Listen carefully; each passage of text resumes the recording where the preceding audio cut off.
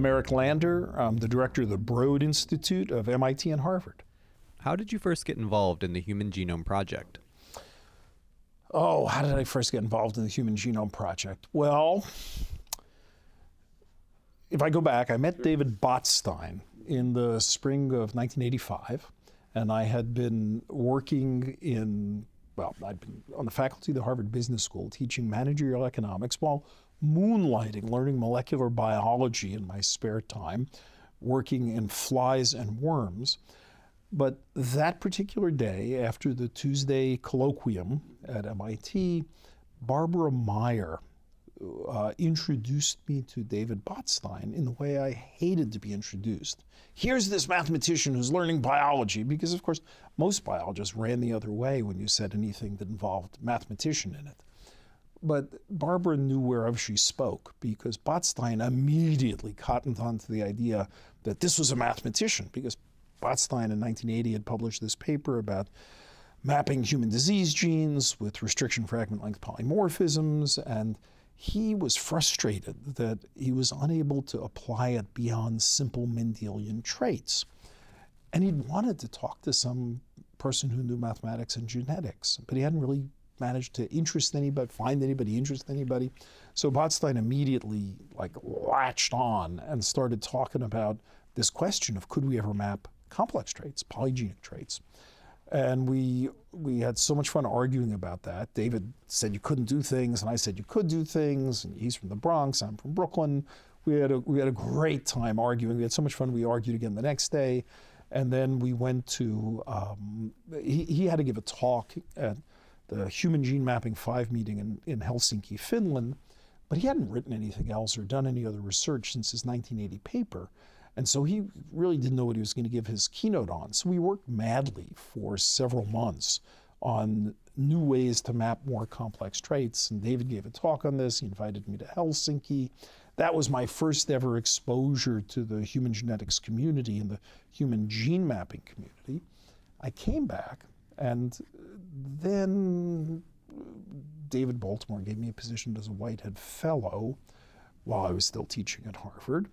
And sometime in the early spring of 1986, I got an invitation to Cold Spring Harbor to attend the 1986 symposium on the molecular biology of Homo sapiens, the famous symposium where the Human Genome Project was debated. And I attended. I gave a talk in the first session, I think the third talk of the meeting.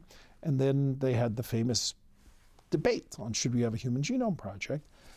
And how did I get involved in the Human Genome Project? I raised my hand twice during the debate and made comments from the point of view of a young scientist and what I was, what the issues were for thinking about this project. And Maxine Singer and Paul Berg pulled me over afterwards as we were all leaving and said, oh, those were really interesting comments. Can we go have dinner together at Blackford at Cold Spring Harbor? We sat down and we did, and we talked. And then a couple months later, a meeting was getting organized on a possible Human Genome Project. And they realized they didn't have anybody who knew anything about data and analysis and computation. And so they said, oh, there was that guy at Cold Spring Harbor who raised his hand in the debate. And so I got invited to kind of co-chair that thing. And anyway, through a series of incredibly lucky accidents of meeting David Botstein, who wanted to talk about human genetics, and going to the 1986 Cold Spring Harbor meeting, and as I always tell my students, raise your hand. Raising my hand, I then got just sort of drawn into this nascent idea of a genome project in 1986, which was still very ill-formed. It was still Wally Gilbert saying, let's put up a big factory and sequence everything, and using southern blots and whatever, and there were all the tensions, and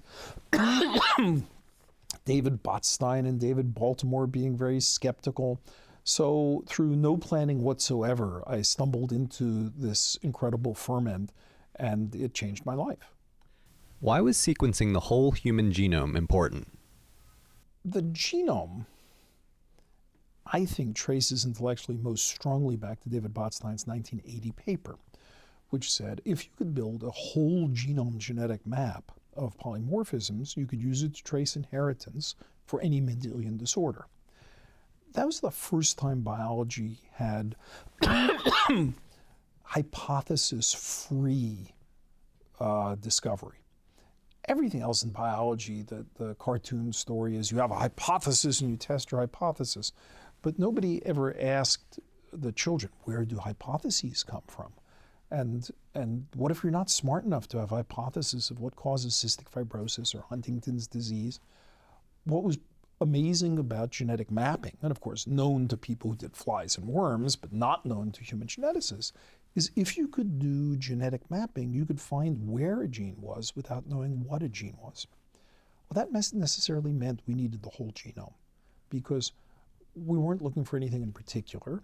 We needed markers everywhere. We needed all the genes. And so if you were taking seriously the Botstein idea of Mendelian mapping of Mendelian traits, you needed a whole genome map.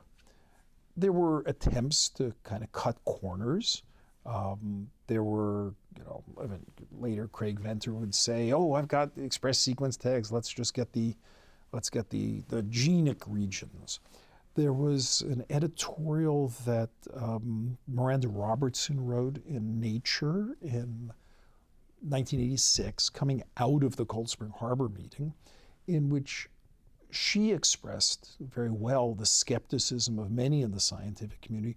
Why do we need all this genome and this non-coding stuff and everything when we can't even really understand a handful of genes? At the meeting, I guess, the genes for chronic granulomatous disease and Duchenne muscular dystrophy had been found and were reported, and they looked really hard and complicated. So there was a kind of view that, well, we shouldn't go try to get more genes till we could understand these genes. And it's really worth looking at that paragraph near the end of this News and Views.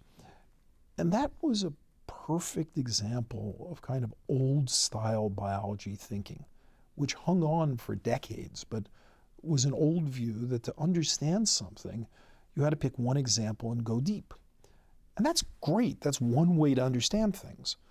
But what the genome taught us was that there were complementary ways that you could get aerial views and learn things that you would never learn by focusing on individual things. That if you were a geologist and you looked at each rock outcropping on its own, you could learn a lot about that rock outcropping, but on the other hand, you would miss huge big pictures. Whole layers that existed in many parts of the world, or continental drift from the continents fitting together. And so it was the moment in which I think biology came to grips with the fact that the big picture taught you things that the little picture didn't, and vice versa. What was your perspective on NIH directing the HGP? Why that, Well, I guess we can now say, why was it a good idea that it was NIH versus the Department of Energy? Because NIH knew biology, and it was about biology. The Department of Energy, I think gets credit for having floated this idea as a big science project, because back then they did big science projects, and the NIH didn't do big science projects. But on the other hand, they didn't know any biology. So it was clear that the NIH had to have the intellectual organizing force in the country. At least it was clear to most biologists that was the case. The DOE brought technologies and experience in organizing projects, but none of those were anywhere near as important as a feeling for medicine and molecular biology and recombinant DNA. So it was kind of a no-brainer, although it took a little while to kind of sort out. How was the HGP an example of big science? How was it not? The most important thing was it was hypothesis-free. That was, to me, and that's intellectual. The big science aspect of it is minor by comparison to the intellectual shift that biology had ways to answer questions without a hypothesis. We still are digesting that, and it's still the case. There are huge numbers of people in biology who have not fully digested this point, that you have ways into problems without prior hypotheses. So Botstein used to joke that, not joke, I mean, he meant this quite seriously. Study sections would always be complaining about, oh, well, this isn't a hypothesis-driven grant. And we need hypothesis-driven science. That's what most of the reviewers said. And Botstein began referring to this as, oh, yes, they want hypothesis-limited science. And the idea that of course, hypothesis-driven was hypothesis-limited was correct. So that was the big idea. But then, of course, also, yes, it had to get organized. It had to be something that, David Baltimore, who I have infinite respect for, and was the person at the founder of the Whitehead Institute, and hired me and all that, did have this marvelous thousand flowers bloom moment where he was thinking, oh, maybe we should get the Human Genome Project done with high school students all over the country and use it as a combination, generating data and a learning experience for everybody, and teach people about biology. And wouldn't it be so cool if everybody was involved? And I sort of shot a hole in that by responding to David, yeah, the human genome, it's 3 billion nucleotides. There's 1 billion people in China. Everybody could just do a trinucleotide and we'd be done. And I think David came to realize that the logistic aspects of chopping up the genome into a lot of pieces and doing it in small, non-quality controlled, unorganized ways didn't make sense. So it forced biology to also say, if we're going to do things, we've got to confront quality control. And quality control only exists if you're willing to do scale. But scale makes sense if the labs that are doing that are also committed to sharing. So many things flowed out of the recognition that problems have a natural scale. The genome had a natural scale. In the end, 16 groups around the world collaborated, 3 large groups. That was the natural scale for this problem. Had you tried to do it with 100 groups or 1,000 groups, you'd never do it. One group, not so good, because then you can go home at 5 o'clock and you get lazy. So a little bit of friendly competition is good. But, it had a natural scale, and I think we've come to understand since that there are problems that have different scales, and that's okay, and not all scales are the R01 scale. What were the early rate-limiting factors facing the HGP? Well, early 90s, sequencing wasn't the issue, mapping was the issue. It really was about, could we build genetic and physical maps? Sequencing was not even, a serious consideration at scale. Getting a megabase done was like huge. So it was about building genetic maps and physical maps and doing this in human and mouse. So, in those days, it was a question of, should you build maps by getting a lot of clones and making restriction enzyme digestion like Maynard Olson and John Sulston had done respectively in the yeast and the worm. And there came to be an understanding that that was a terrible idea because the actual clone was not like a permanent landmark. And the idea that sequence tags sites, STSs, would give us the anchor points, and genetic maps would give us the anchor points. And before we could start building a whole sequence, we had to go figure out how to generate the anchor points against which we could, to which we could attach it to be able to assemble a sequence. Because in those days, now you can shotgun sequence a ton of things because you can generate so much data you can overwhelm the problem. But in those days, being able to get 7 to 10x coverage was probably the limit, and you really were going to need the anchor points. So from 1990 to 1995 or so, focus was get us the anchor points of the maps. And again, going back to Botstein 1980, those maps would let us localize disease genes. We could tell they mapped to this section of a chromosome, and having physical maps, we could begin to march in and positionally clone them. Today, you can double click on the phone and look up everything that's there. But I think what was brilliant in the late 1980s, and the Bruce Alberts Committee gets the credit for, was converting this from a single monolithic genome corp model that Wally Gilbert had proposed to this staged event of genetic maps, physical maps, sequence maps, and model organisms coming along. And I think this has always been the brilliance of the biological community and the NIH community in the US, is to think about, well, you will remember at the same time, late 80s or 90, somewhere around then, the superconducting super collider was going on.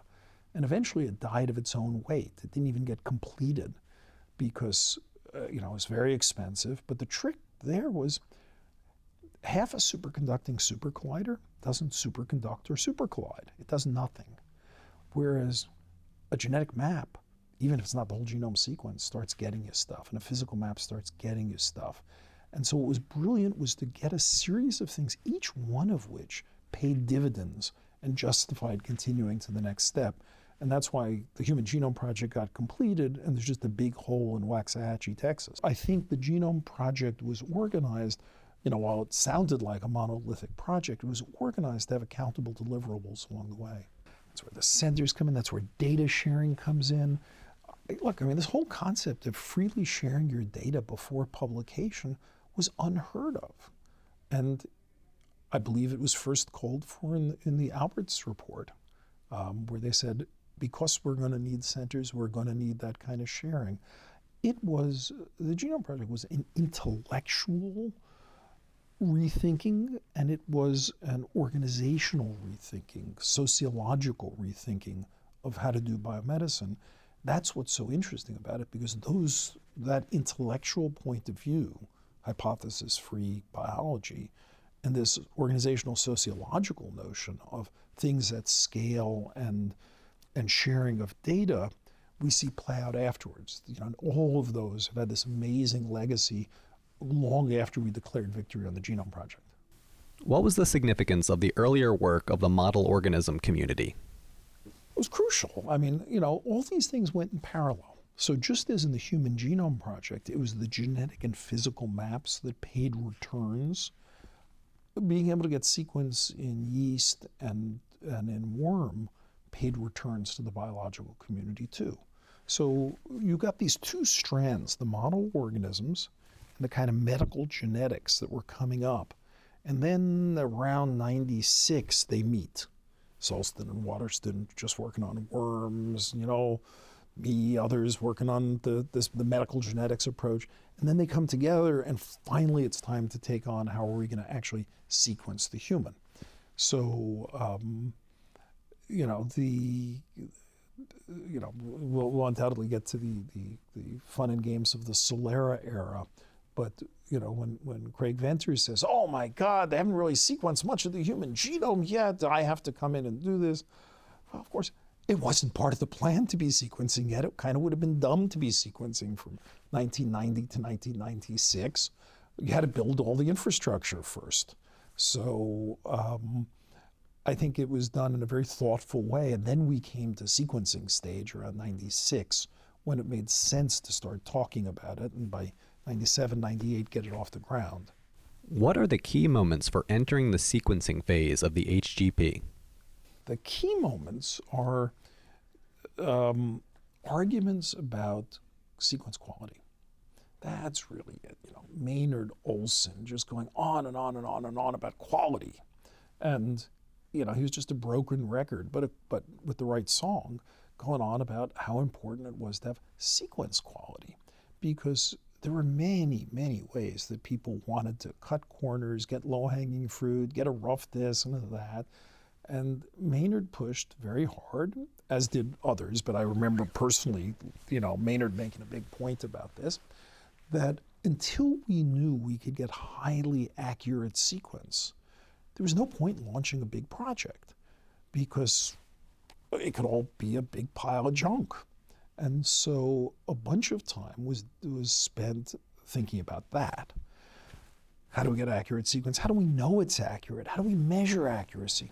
All these things, again, that people may not pay attention to. And I think, again, when Solera came in with the idea we're going to shotgun everything, we'll come to it, but we felt it was okay then to go shift to shotgunning everything because we knew what it took to finish.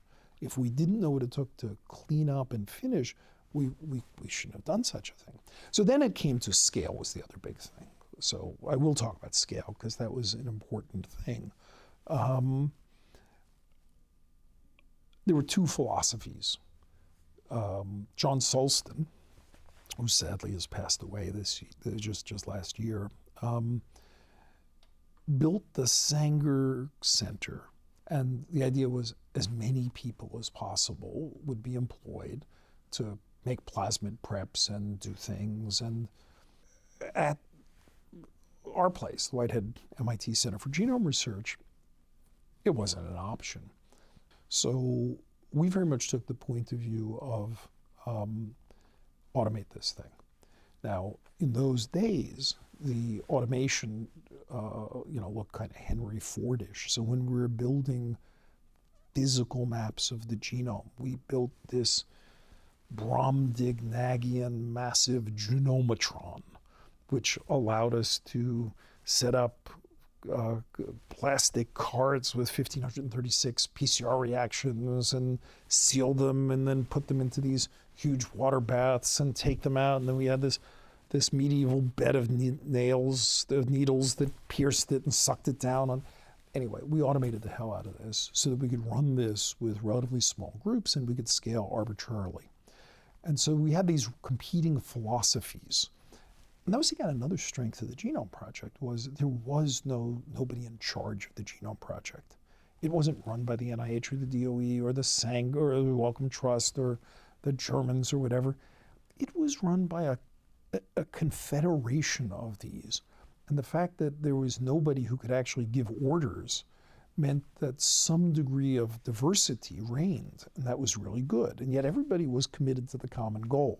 So the great strength of people pursuing different angles on it, but everybody sharing their perspectives was great. So we took the perspective of this was going to have to be automated and quality controlled and all that. And it went back even to the genetic maps we built. It went to the, these things are all so laughable in these days, but we had, different kinds of multi-headed pipetters to load things. And so and actually in the early 90s, we got the first, automated pipetting robots in. They weren't used anywhere. So we felt that was going to be really important. And then we took it all the way up finally to in sequencing with the Genome Project, this picture that I think appears in the 2001 genome paper of our entire production floor of conveyor belts going everywhere. And that production floor could be run by 8 people. So it produced huge amounts of sequence, 250,000 clones a day sequenced with 8 people running the production floor. But it was great because we argued with each other, we had different perspectives, and that's what made the project strong. People pioneered different pieces of it. What was Francis Collins' role in the midst of all this discussion, confederation, and mediation? And it wouldn't make sense for Francis to stand up and bang his fist on the table and say, we're going to do it this way. But also, leadership is not just let them all figure it out. Real leadership is to listen and shape discussion, to recognize who's got good ideas and who's got wacky ideas, and shape discussion. When people argue, to find ways to bring them together. So I think, it is not command and control, and it's not passivity. It's take a group of essentially 3 to 5 really good centers. And, we had our genome call 11 a.m. on Friday mornings for like 5 or 6 years. Bring out the best in that group by listening, encouraging. There were events, events like, most notably when Craig Venter announces Celera a couple days before the Cold Spring Harbor meeting in '98, I guess. And John Solston and Bob Waterston and Francis and I go out to an Italian restaurant in Huntington for a long discussion about how we're going to respond. And John goes on about we should ignore Craig and just stick to finishing as we go. And I said, we will be dead if we do that, because Craig will do 1x coverage of the genome and declare that he's now covered 63% of the human genome, because that's 1 minus e to the minus 1 by Poisson statistics. Then he'd do 2x coverage of the genome, and he would declare that he'd done, all but 1/7 of the genome by random, and that those would, and I just sort of like recited the press releases that Celero would issue. And basically, by the time we were done with dinner, mostly John taking the purist position, and my saying, we have no choice but to first do a draft coverage.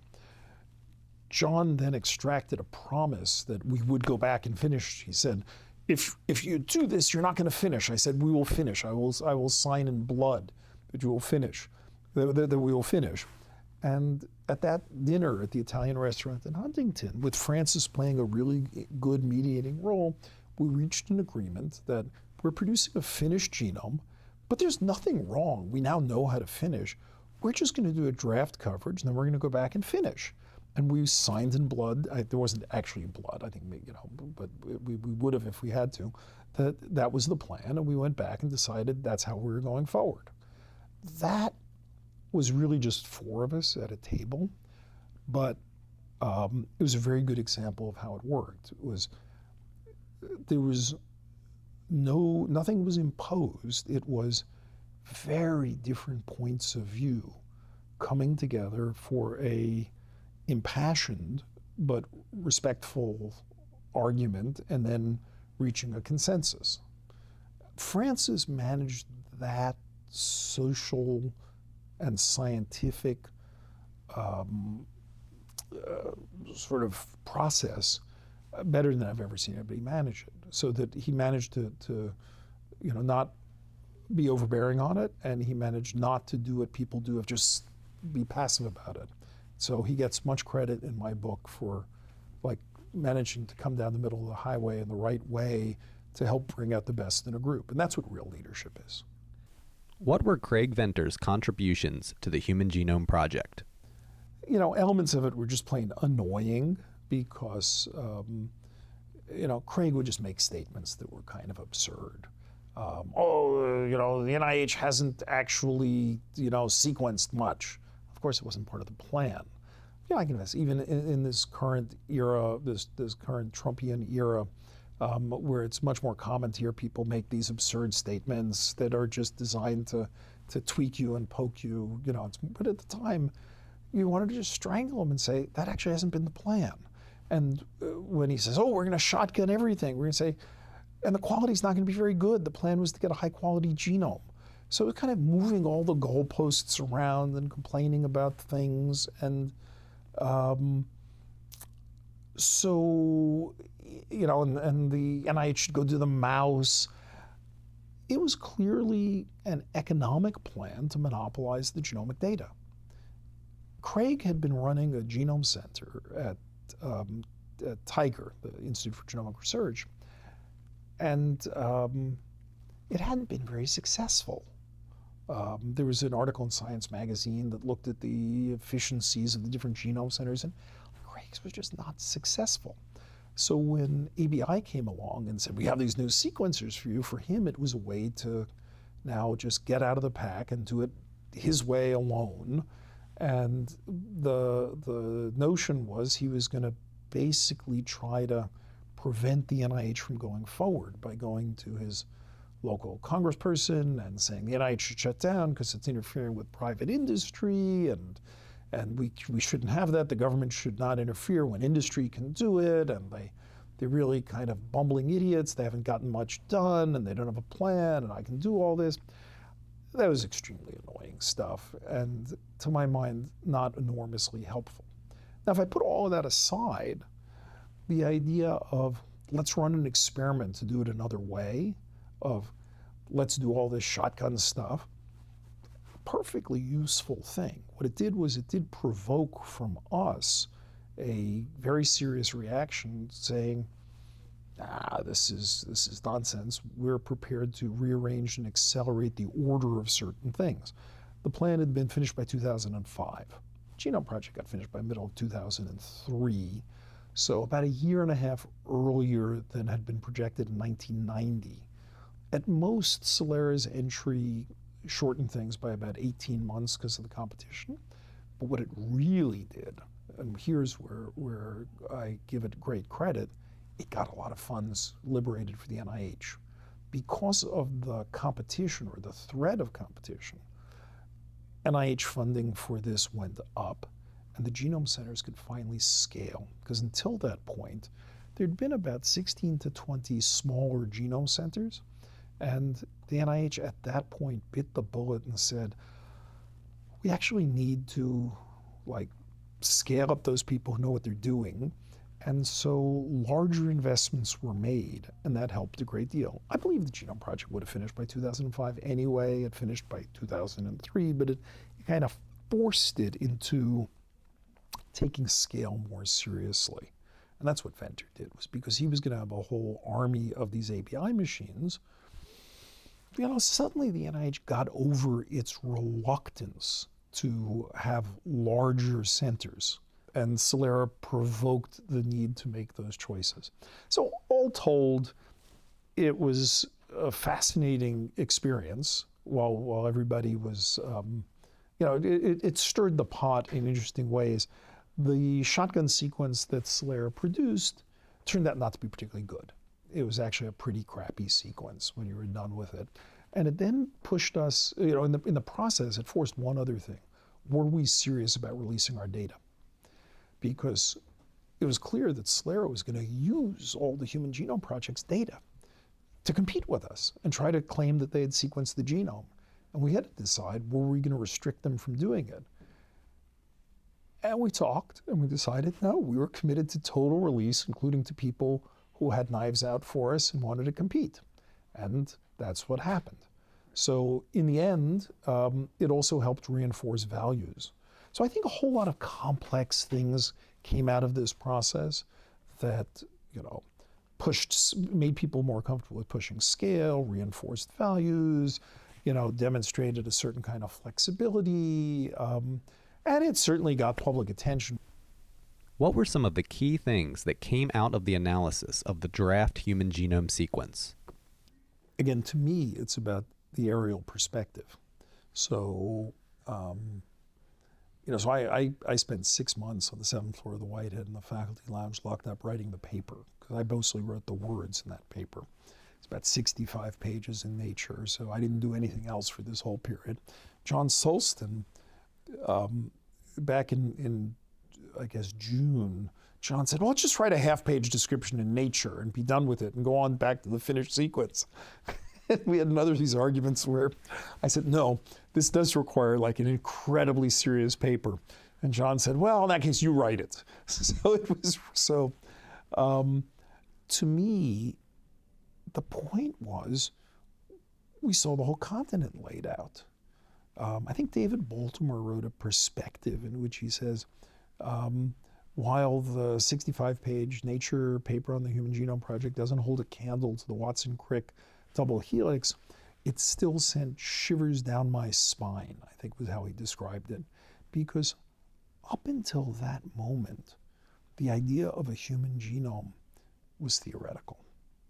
It was someday, and I used to give talks in the late 90s where I talked about, someday we'll be able to double click and up will pop the human genome. And that was a laugh line. People laughed because it was sort of intended as that you would double click and there would be the human genome. Because people didn't imagine it. And then it was there. And it fell together pretty quickly. It fell together in the first part of 2000 with assembling all these pieces. And you suddenly could answer questions like, where are these coding regions, kinases, repeat elements, distances.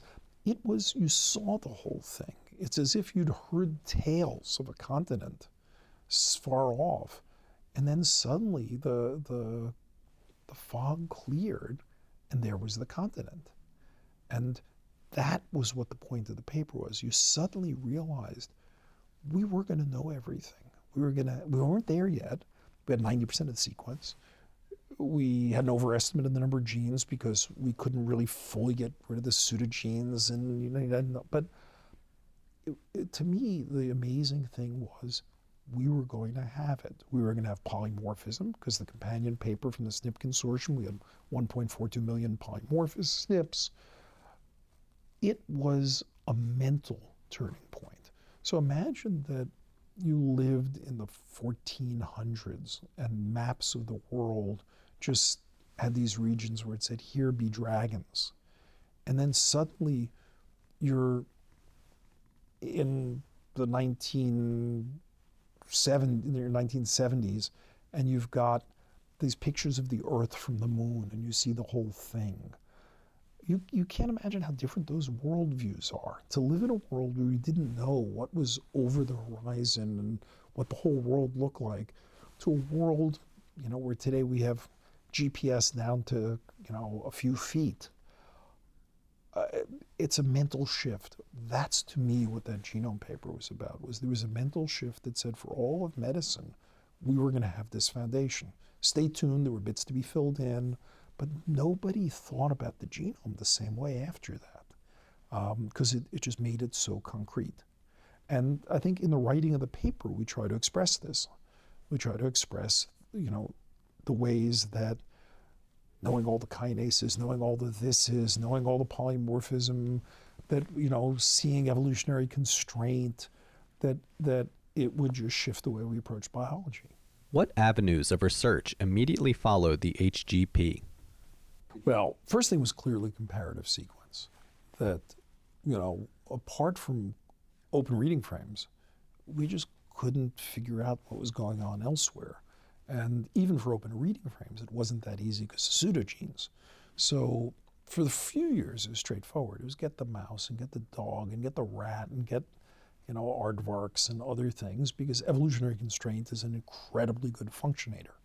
We just didn't have any other general purpose way to add function to the genome that was like a factor of 10 as good as what evolution had done through natural selection. So that was clear first. Then it was also clear we needed all the polymorphism.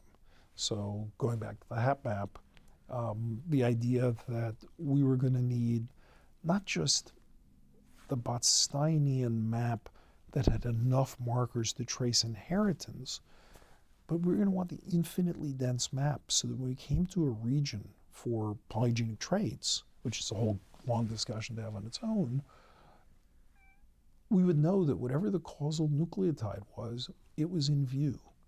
And that took a while to get to that point, where today, if I give you a region and I've got association to that region, and I got 12 SNPs in that region that show pretty high scores, it's almost surely one of those 12, and the question is which. Whereas before that point is, it could be many things we have never seen. And so again, to move to complete picture. So to me, that period in the early 2000s was extract evolutionary information and extract human genetic variation. Those were the two things that we needed. And then of course we had to think about, given all the human genetic variation, how are we going to genotype all of it? How are we going to do this in, at the time, what sounded like scary numbers, hundreds of people? So then it began to diversify. But I would say those two things, comparative genomics and human genetic variation, drove it through about 2005. What was your view about NHGRI continuing as an institute after the completion of the HGP? Oh, I mean, it was silly. It had already been decided because the NHGRI had been changed from NCHGR to NHGRI with the idea that changing from a center, which is inherently a temporary structure or a light structure, to an institute was going to ensure permanence. And so I feel like that had been taken before. But many people who just thought genomics was going to end with having a human genome sequence, it was very clear that it wasn't because of these things I talk about, comparative genomics, human genetic variation. And the categorical institutes just weren't going to do that. But they couldn't do that. Which one is diabetes responsible for making the map of the human genetic variation and the haplotype map? No, the NHGRI human genome research was not done by a long shot. It was clear it was the ground floor to have the genome sequence. How did plans for the HapMap project develop? Oh, I think it was pretty clear by the time of Mark Daly's work in 1999, which didn't get written up until about 2001, but it was clear that we needed all the variation and how it correlated with each other. We needed all haplotypes in the human genome. So how we were going to get there was the art of the practical. If you said we must have every variant when we didn't know, how much that would entail, people would just shoot you. So you declared some intermediate goal. And, how many populations should you look at? And how many people should you sequence? How dense should you go? And it was driven by what could be done. If sequencing had been 10 times cheaper, we'd have declared different goals. But it wasn't, so we didn't. And like with all the other steps of the Human Genome Project, build something that pays returns, and you'll get to do the next stage. That's the art here, is have a scientific impact, show that it's worth something, and you'll eventually be able to go all the way. If you, were to declare such an ambitious, expensive goal, you'll never get there. What we didn't know about the scope was much more on the side of how many people would we need to genotype to find the alleles underlying common disease, because there was no way to predict genetic architecture to that level. We knew it was polygenic, but how polygenic? That was a shot in the dark. The building of the infrastructure, you could very well, just from Mark Daly's paper in his work on this 5q21, you knew how dense you had to go to be able to detect ancestral segments. So even if you didn't have every polymorphism, if there was a causal SNP or a causal variant, it would be an LD with something you had genotyped with probability 90%, which was good enough to know you were going to get most things. And you knew that. So there was like a theorem guarantee that we could detect most common variants down to a certain level. And so that, now of course, who understood that? Francis understood that. I understood that. A few people understood it. I'm not sure most people understood it. In fact, there was much resistance to the idea of doing this. There's this hilarious paper that was published by Joe Terwilliger entitled An Utter Refutation of the Fundamental Theorem of the Haplotype Map. And because it was just, people thought, why are you wasting your time? Because I don't think most people appreciated that the only way to do human genetics like this was to move past families, family structure where you're just looking at meiotic transmission, to use the power of all of human population history. And in effect, turn the whole human population into some massive pedigree you can learn from. And I don't think people understood that it was a new paradigm for genetic mapping. They thought it was, like a lot of stuff and a lot of, but it was like when people said, let's sequence the genome, people said, well, what are we going to learn from it? And I think the people who understood what human genetics was going to have to do to take on common complex disease, Francis, I think it was pretty clear at that point that what that path would look like for quite some time. So the next steps, phase 2, phase 3, the 1,000 genomes, they were just, new names to come up with the next step of what was clearly an intellectual program. What does a comprehensive catalog of human variation mean? That means now that we can say, let's say if we wanted to find SNPs down to 1% allele frequency, we have 99.9% of them in a given population. That's a comprehensive catalog. Comprehensive doesn't mean complete. There's always a little bit at the end. You heard my point. It's a big mistake to obsess over complete. Comprehensive means for all practical purposes, you got 99+%. It's not what's limiting you anymore. The rate limiting step is not that you don't have the SNPs.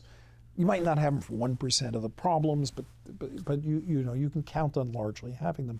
So we know down to even 0.1% frequency in European populations, we do pretty well being able to impute them. They're in our catalog, they've been genotyped, we can impute them. So it means, for all practical purposes, we have all common genetic variation that we can follow. Now, peace to folks who point out, oh, there's still complex regions and funny deletions, and all that's true, and it constitutes 1% or so, and we should find ways to solve it, but to find the basis of common disease, having this much of the variation now tells us how far we're going to get with that, and it already pushes us on to what are the next challenges. Even as we clean up behind to achieve completeness, we already know what this problem looks like, and we can move on to the next problem. And that's the art of leapfrogging understanding forward. Do you think problems like missing heritability will become more tractable? Well, it's not so missing anymore, right? I mean, I think we know where or at least where much of it is. It's clear that the larger the sample sizes get, more of it gets found, and moreover, the indirect methods that originally Sean Purcell and then much more completely Peter Vischer developed lets us estimate that for many diseases we have half of the heritability in the common SNPs. So we're now down to, okay, what's the rest? And my guess is we haven't even begun to include genetic interactions. In no organism I know does everything act linearly. So there's probably a lot. We don't have any tools to get it. And then there's what will rare variants contribute. But it's not as mysterious. The 2008-9 kind of period when people were agonizing over missing heritability, there were all sorts of wacky ideas going around, epigenetic this is and that's. And, it's power. It's insufficient power in those early studies. The power has begun to show us what's there. We still need more power in the rare variants. We don't know how to get the power on interactions. But my guess is most heritability is going to come down to, perfectly respectable variants and their interactions. So at the moment, when like with schizophrenia, we have 250 loci that are genome-wide significant, the issue is no longer missing heritability. If you can't make real progress with 250 regions, it's not because heritability is missing, it's because we lack right now the tools to pin down which variant is it in the region, what gene does it affect in what cell type. And what's exciting to me is I think human genetics is now entering a new phase in which it's going to take on these questions that I might call going from maps to mechanisms in a systematic way. Right now we go from maps to mechanisms like one at a time, heroic efforts to wrestle this variant into submission. We need to bring the power of the kind of things that tend to get built with NHGRI to make maps to mechanisms like falling off a log. I think there's a head of steam around it. I feel the same ferment that there was in the late 90s, early 2000s in human genetics. I think we're entering a phase when human genetics is about to undergo another such explosion. So I think there's a tremendous amount of just scale of human genetics will explode and sequencing costs will come down to $100 or so. Next is this variance to function or variance to phenotype notion. I think we can now see paths to build catalogs of everything. And here the Human Cell Atlas is enormously influential in that because this can only be done at the single cell level. In the last 3-4 years, we've now cracked open this ability to look at the single cell level. So I think there are just technology, and then being able to edit by CRISPR and prove things. So between single cell sequencing, CRISPR, large biobanks and disease studies, many other kinds of ways to assay cells, new kinds of analyses, like all the pieces that are needed are appearing. And I think they will lock into place in the next 5 years. Will be a really generative period. What are some technologies that have changed the DNA sequencing landscape? Certainly sequencing technology has changed pretty dramatically since the official end of the Human Genome Project in 2003. the advent of massively parallel sequencing on slides has made a tremendous difference. It's also the case that the ability to do accurate exome selection has made a huge difference because we can focus in on 1 or 2% of the genome. These are probably the two big things. It's just incredible density that can be achieved by sequencing by synthesis on slides, and the factor of whatever fold you want to call it. It's a concentration on a percent or two of the genome, although you have to get higher coverage of it. But still a very significant factor that comes from being able to focus on particular regions. Then I guess I would also add, more recently, the ability to do single-cell sequencing. The ability to do things like droplet sequencing of individual cells and read out in that fashion. The expression patterns of cells have been tremendous as well. So I'd say maybe those are the three biggest changes in sequencing technologies. What sequencing technologies did the Broad Institute invent or help perfect? We developed the exome selection protocol that's used around the world today. And so that was a question of the tech dev group in the sequencing center working very hard to do this, because we recognize the importance for finding the genetic basis of common disease, that if we were going to look for rarer mutations, we were going to want to do that in exomes, which is where the vast majority of those mutations are going to occur rather than in non-coding regions. So that was a 2 or 3 year effort. There had been multiple attempts to do selection that had been done by other groups on chips and on other things. And we set out from the beginning to make a production scale exome protocol and did so, and then it spread. So that was not a case of our adapting to a technology development outside. It was a question of driving a technology development. And I think it really helped to have a strong tech dev team at the NHGRI Genome Center. Similarly, the single cell sequencing in droplets, the DropSeq and related kinds of protocols were again developed at the Broad by a whole bunch of people. I think of Aviv Regev and Steve McCarroll and others who did this.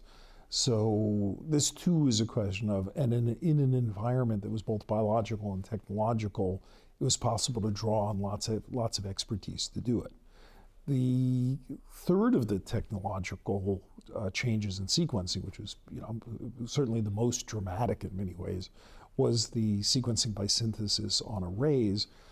There, what we did was we were in very close touch with the companies from 454 in the early days, and then particularly to Solexa in England, which was eventually acquired by Illumina, and were the earliest alpha and beta sites for these technologies from the beginning. And so we ended up working closely with the companies to beat up on their technologies. And I think the companies wanted to work with us because they would find out what didn't work with their technologies, because we did things at a larger scale and higher quality control than the companies themselves could do.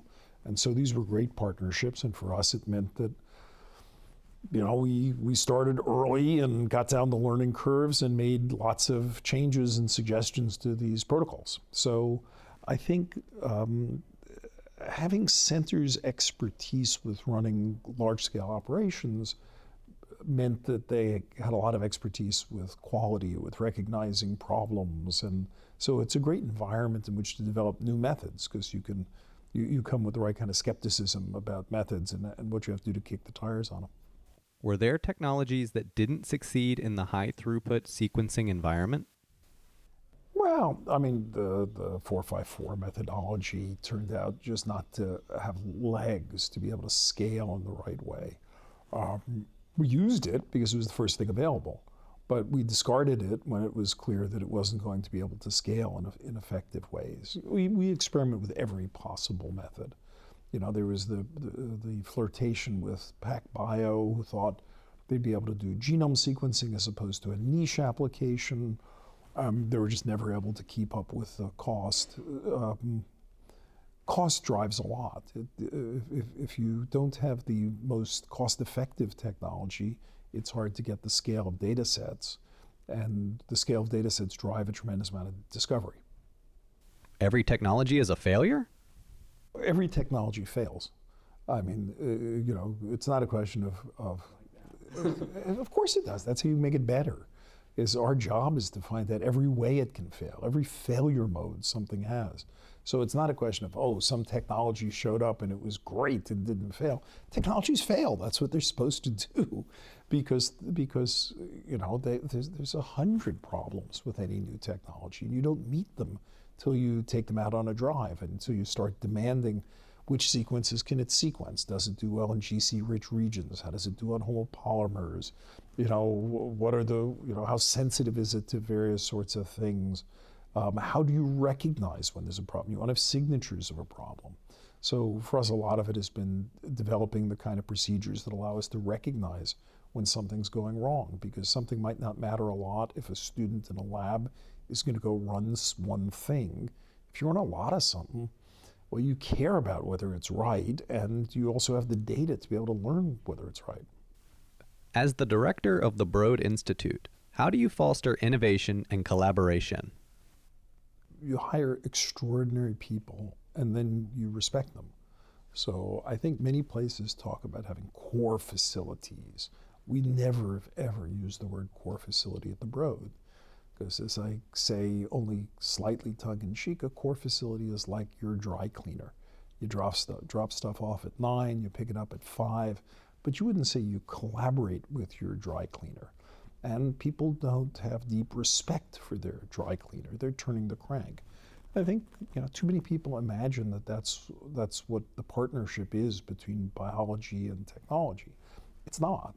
And we try at the Broad in our platforms, and we call them platforms because that's what they are, they're scientific platforms, to hire extraordinary people who are every bit as world leading in the technology they do and the quality control they do as the scientists we hire are in their science.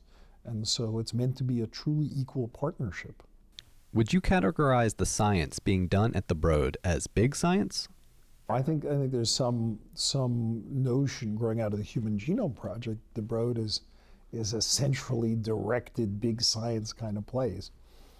Nothing of the sort. I mean, the Broad is a place that's unafraid to do whatever it takes to solve a problem. And if that means to be able to operate at large scale, because that's the scale necessary to solve the problem, we'll figure out how to do that collectively as a community. If it means bringing people together across disciplines or across institutions or across countries, we'll do that. Most of the problems that get solved at the Broad get solved at small scale.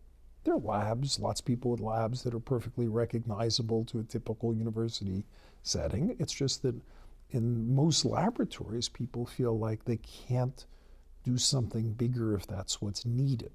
So I think what's liberating about the Broad for young scientists is they're able to say, what does the problem require? Not what can I do with this, with artificial limitations put on me. If the problem requires we do something like invent a new technology, that's great. If the problem requires, outside of genomics, large-scale chemical screening, you don't have to develop it in your own lab. You can collaborate with somebody else who does it. If the problem requires creating a network of patients across the United States, and people would say, oh, you can't do that because how are you going to IRB approval across all those institutions, and how would you reach the patients and all that? I think the approach of the Broad is, those are great questions to ask. Those are not ways to pour cold water on something. You say, okay, if we need IRB approval across the whole country, how do you do it? And the answer is, there are ways. If we need to reach patients all over the country, hey, this is the internet, there are ways. If we need to scale up, sample handling or sequencing or anything else, I think what the Broad is about is how do you release the shackles from smart young people to let them take on the problem they want. And so, I think going back to the days of the Human Genome Project, the biggest issue then was being able to do large amounts of sequencing, large science. Today, that's certainly important, but I have individual students in my lab who do 250,000 single-cell sequences. I suppose you might call that large science, but it's like a student who does it. It's not. It's how do we put the full power of genomics in the hands of individuals and groups, and it means we have to figure out how to collaborate. Do you think there is a dichotomy between individual investigator-initiated projects and large center-driven projects? Yeah, it's nonsense. It's just silly. I mean, maybe there was a time that was the case, but investigators want to initiate all sorts of things. Now, if you ask, is there a difference between hypothesis-driven science and hypothesis-free science? Yes, there clearly is. David Botstein famously used to refer to it as hypothesis-limited science. So there's certainly a class of science where you go in with hypothesis and all you're doing is testing it. It's pretty rare these days. For the most part, the ability to do discovery and discover things you weren't looking for is becoming more and more common. When people do a genetic study, they don't have a prior hypothesis other than that there's going to be some genetics. When people try to understand the cell types, they don't necessarily have a prior hypothesis, but other than to say there'll be cell types. I think the ability to take comprehensive views has pretty much burned down the line between the cartoon version of a hypothesis-driven experiment where you're only allowed to go in with an idea and you test your idea and it succeeds or it fails. No, you go in and you actually look at what's going on in a biological system. You look at the full range of genetic variation across a lot of patients, or the full range of gene expression, or the full range of proteomic expression, and then you make conclusions. And then you'll test those conclusions, but those conclusions are part of a natural cycle between unbiased discovery, test, and back. And so I think these are old-fashioned ways of thinking. Any scientist today who's not doing both discovery science and then testing the hypotheses that emerge, last thing I'll say, the cartoon version of scientists test hypotheses, and that's what they do, just ignored the question, where do hypotheses come from? They don't fall out of the sky. They come because we engage in organized looking. So science is today hypothesis generation, hypothesis testing, hypothesis generation, hypothesis testing. It's the way it should be. So I think all these boundaries and distinctions and things, don't really describe how it's done today. With all of these reference cohorts being developed, what are the principal issues? Well, the world's moving fast. If we're looking at where we are today, the cost of the sequencing will surely fall to $100. It may fall well under $100. When that happens, we're talking about the amortized cost of sequencing a person's genome as being on the order of $1 per year of life. Given medical costs in the United States, the thought that we might allocate $1 of the medical cost to getting the data means that, of course, we're going to have sequence on tons of people. We will end up, I suspect, with reference cohorts that aggregate together to 50 million people or more, and we'll have vastly more in the medical systems. The issue increasingly is not going to be that. It's going to be how do we manage to combine data across these cohorts? That's going to be the hard thing as we go forward. I mean, imagine a world where sequencing costs fall to $10. That's not inconceivable, although 100 seems like the next stop. We're going to look at everybody in Finland and say, oh, this variation that's common in Finland, rare in the rest of Europe. What's it associated with? We're going to do, just as before we did unbiased genome-wide associations for individual phenotypes, will simultaneously do phenome-wide associations across a zillion phenotypes. So we'll be looking at all genetic variants and any phenotypes in the medical record, and there'll be a tremendous amount of such discovery. Now, yes, that's not precision medicine. That's the discovery that underlies precision medicine. What will it take to implement precision medicine into the clinic? If you really mean by precision medicine bringing that to the clinic, that's going to take a tremendous amount of work. If you're going to take it to the clinic in the form of, here is a standard of care action you should take when person X has this variant, well, you're going to have to say, when person X has this variant, in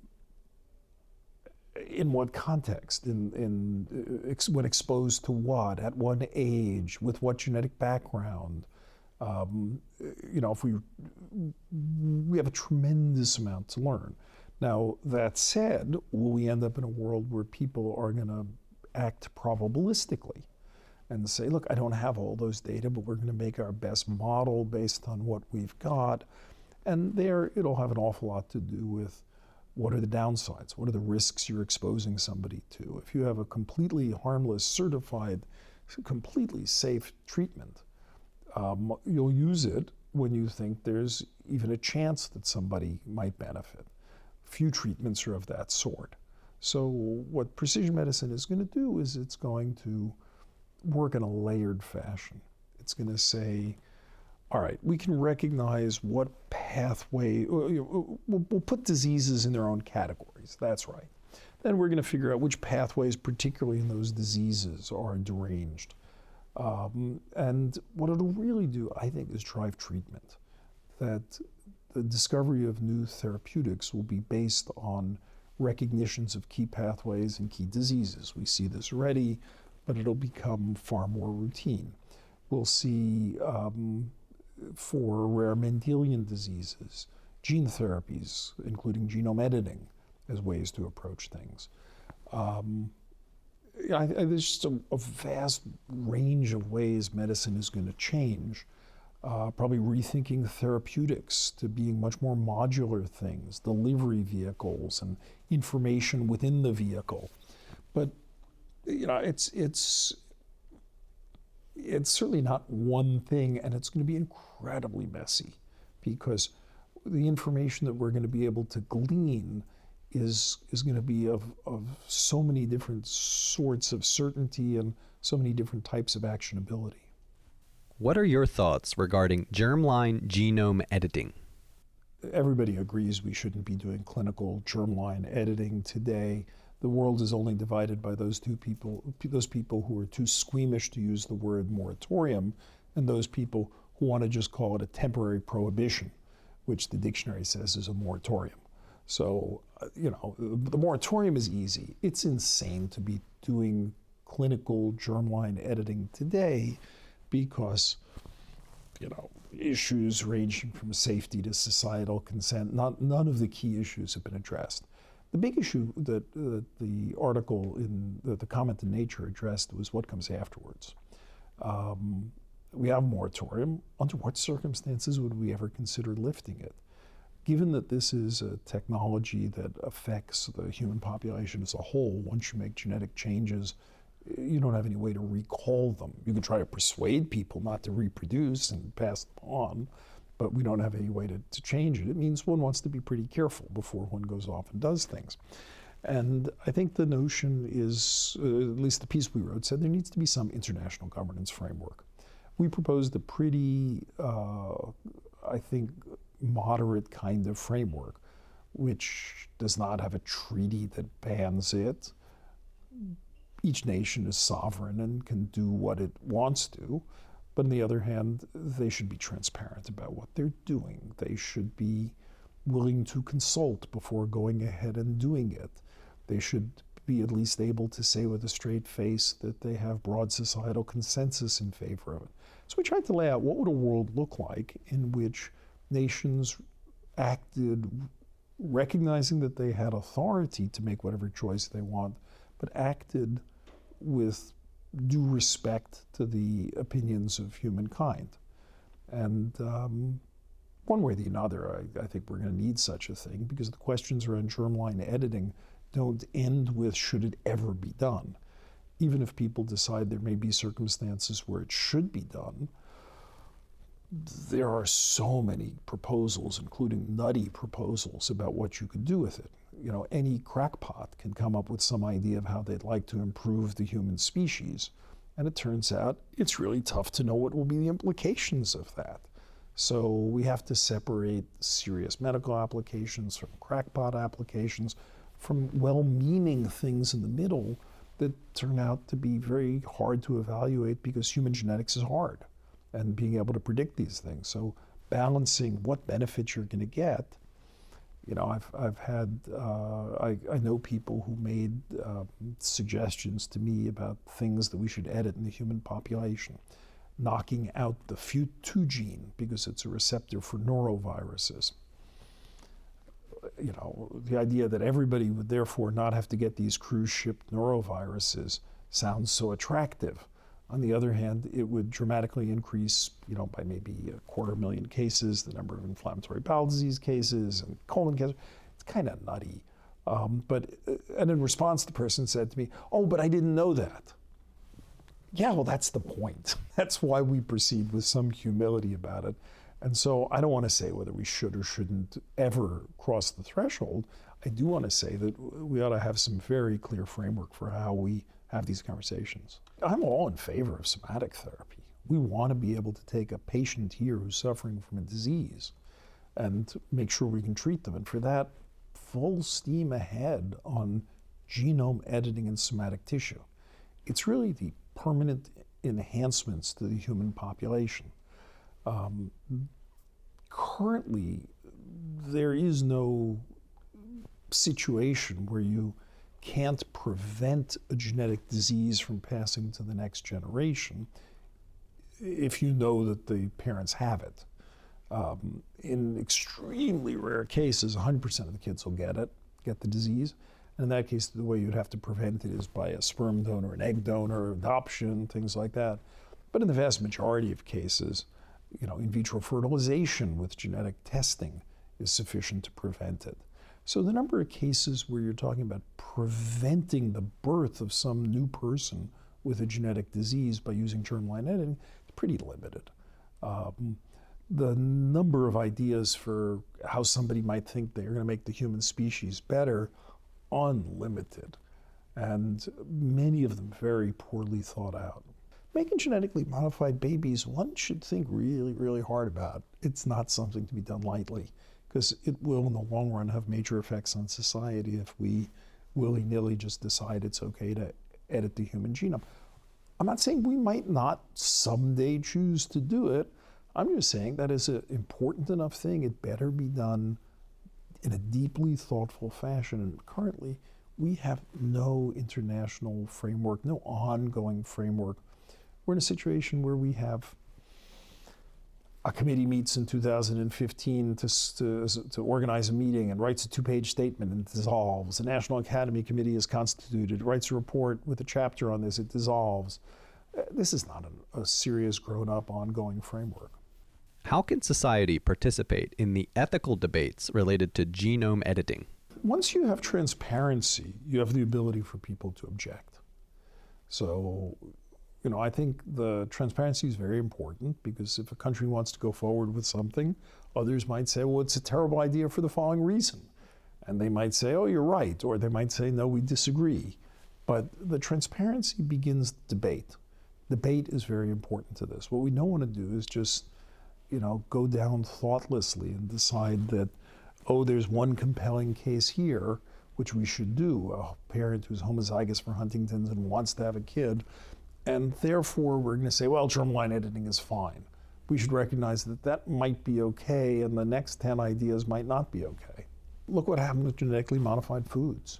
GMOs are deeply, deeply treated with deep suspicion by large portions of the population, and no small part because it went forward without attempting to achieve broad societal consensus and attempting to listen.